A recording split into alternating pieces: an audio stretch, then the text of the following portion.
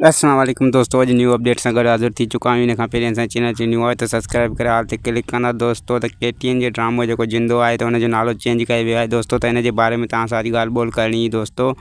त फरज़न मलिक खजू जो जेको लाइव वीडियो में रिकॉर्ड हलायो आहे उनजो नालो चेंज कयो वियो आहे दोस्तों ड्रामे जो। हाणे हू जिंदो नाले सां न पर हू ॿिए नाले सां आहे। जीअं त अॻु में हुनजो सोप सीरियल जिंदो नालो हुयो ड्रामे जो, पर हुनजो हाणे नालो चेंज थी ऐं सोप सीरियल रियासत नालो रखियो वियो आहे। ऐं दोस्तों तव्हांखे हिन ड्रामे जो जेको हाणे नालो आहे त उहो रियासत आहे। ऐं KTN ते जेको हीअ हलंदो भरपूर एक्शन सां ड्रामो, त हिन जो नालो जेको आहे हाणे रियासत हूंदो। ऐं रियासत ड्रामे जो फुल एक्शन रिकॉर्डिंग थींदी ऐं बहितरीनु फरज़न मलिक हिन जी माना कास्ट जेका कंदो।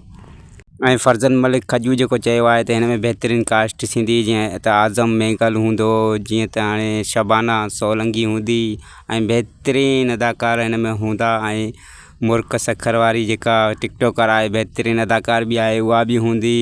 अब्दुल्ला मल्ला हूंदो ऐं बहितरीनु अदाकार जेके हूंदा हिन ड्रामे खे जेके अॻिते खणी हलंदा दोस्तों। ऐं दोस्तों मां तव्हांखे ॿुधाईंदो वञा त हिन ड्रामे जो जेको हीरो आहे त फ़िरोज़ सलमान आहे। ऐं फ़िरोज़ सलमान तव्हां सोचींदा हूंदो त केरु आहे दोस्तों।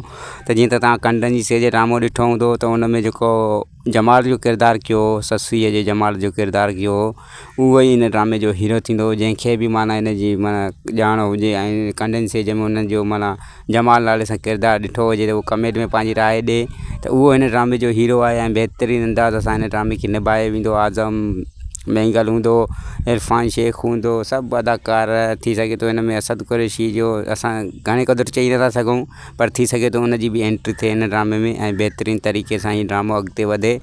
जी दोस्त, त वधीक जेका ॼाण मिलंदी त तव्हां ताईं पहुचाईंदा रहंदासीं। हिन ते ॾींदा असांखे इजाज़त, वरी मिलंदासीं तव्हां सां गॾु नेक्स्ट वीडियो में। त ख़ुदा हाफ़िज़ दोस्तों।